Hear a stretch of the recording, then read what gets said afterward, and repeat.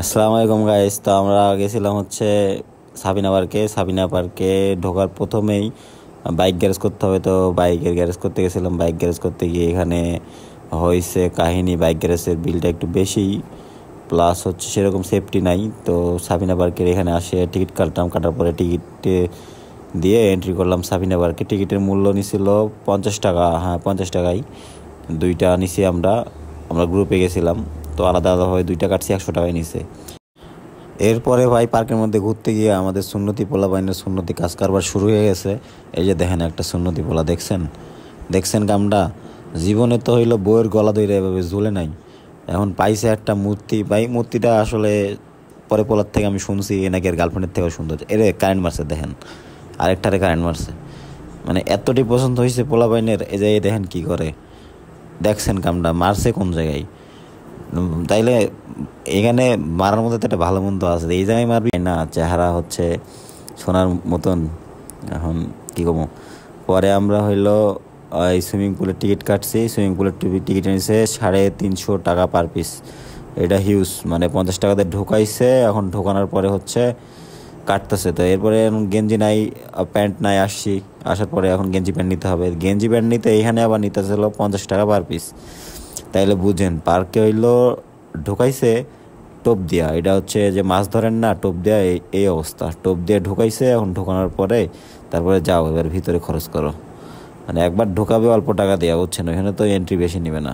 তো যাই হোক, সুইমিং পুলে আসছি। সুইমিং পুল 350 টাকা অনুযায়ী মোটামুটি ঠিক আছে, খারাপ না। বাট হচ্ছে কোয়ালিটি খারাপ, একদম পানির কোয়ালিটি খারাপ।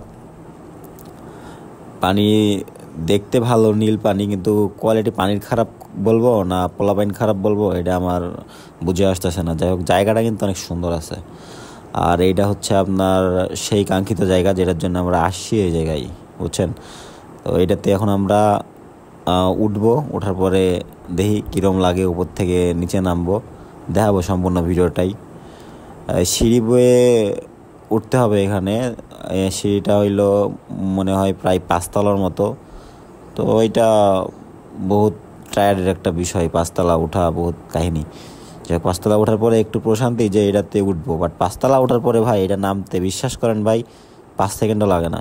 না হয়তো 5 সেকেন্ডের বেশি, 10 সেকেন্ড লাগে এরমই। যাই হোক, এটার মধ্যে এটা যতটা আস্তে দেখাইতেছে ক্যামেরার মধ্যে, আসলে এতটা আস্তেও না, আপনার অনেক জোরেই নামে। এবার এটা ক্যামেরার মধ্যে ভেবে বুঝতে পারবেন না আপনি। এটা যখন আসবেন তখন বুঝতে পারবেন যে হচ্ছে এর মধ্যে ফোর্সটা কী রকমের।